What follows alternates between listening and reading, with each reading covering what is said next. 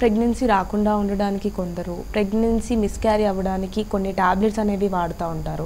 So దీనివల్ల ఫర్దర్గా pregnancy effect అయ్యే ఛాన్స్ ఉంటుందా? ఇది కూడా చాలా ఇంపార్టెంట్ క్వశ్చన్, ఎస్పెషల్లీ ఆడవాళ్ళ కంటే కూడా యంగ్స్టర్స్కి. అన్వాంటెడ్ ప్రెగ్నెన్సీస్ అనేది ఎప్పుడైనా అవాయిడ్ చేయటం ముఖ్యం. వచ్చాక తీసేయటం కంటే రాకుండా ప్రివెన్షన్ ఈజ్ ఆల్వేస్ బెటర్ అనమాట. సో ఎలా ప్రివెంట్ చేయాలి అంటే, సెక్షువల్లీ యాక్టివ్గా ఉన్నవాళ్ళు ప్రివెంటివ్ మెజర్స్ ఫస్ట్ స్టార్ట్ చేసుకోవాలి. అది ఏంటంటే కంట్రోల్లో ఉంటే డెఫినెట్గా డబుల్ ప్రొటెక్షన్ యూస్ చేయాలి.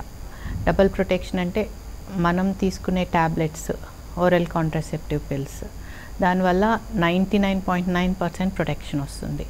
సో కంప్లీట్గా అవాయిడ్ చేయొచ్చు. దాంతోపాటు కండోమ్స్ కూడా యూస్ చేస్తే ఏంటంటే సెక్షువల్లీ ట్రాన్స్మిటెడ్ ఇన్ఫెక్షన్స్ కూడా రాకుండా ఉంటాయి. చాలామందికి అపోహ ఏంటంటే ఈ ట్యాబ్లెట్స్ యూస్ చేస్తే ఫ్యూచర్లో ఫర్టిలిటీకి ఎఫెక్ట్ అవుతుందని. అట్లాంటిది ఏమీ లేదు. వెస్ట్రన్ కంట్రీస్లో ఏంటంటే చిన్న పిల్లలప్పటి నుంచి స్టార్ట్ చేస్తారు ఈ ట్యాబ్లెట్స్. లైక్ 14-15 ఎప్పుడైతే యాక్టివిటీ స్టార్ట్ అవుతుందో అప్పటి నుంచి. వాళ్ళు మళ్ళీ ఎప్పుడు ఫ్యామిలీ ప్లాన్ చేయాలనుకుంటే అప్పుడు ఆపేస్తారు. సో వాళ్ళకి ఎలాంటి ఫర్టిలిటీ ఇష్యూస్ ఏమీ ఉండట్లేదు. సో మనం కూడా చాలా కంఫర్టబుల్గా స్టార్ట్ చేసుకోవచ్చు. ఈ అన్వాంటెడ్ ప్రెగ్నెన్సీస్ అబార్షన్ చేయించుకోవటం వల్ల ఏంటంటే ఫ్యూచర్ ఫర్టిలిటీ చాలా ఇంపాక్ట్ అవుతుంది.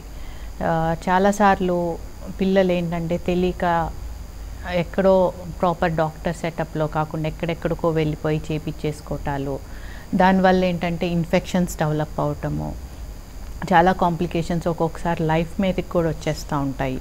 సో దానికంటే కూడా ఈ ట్యాబ్లెట్స్ వాడటం చాలా సేఫ్. అన్వాంటెడ్ పిల్స్ వల్ల కూడా ఒక్కొక్కసారి ప్రెగ్నెన్సీని అవాయిడ్ చేయలేము. ప్రెగ్నెన్సీ కంటిన్యూ అయిపోతుంది.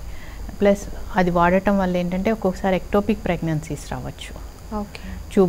ప్రెగ్నెన్సీ ట్యూబ్స్లో డెవలప్ అవటం అలాంటివి.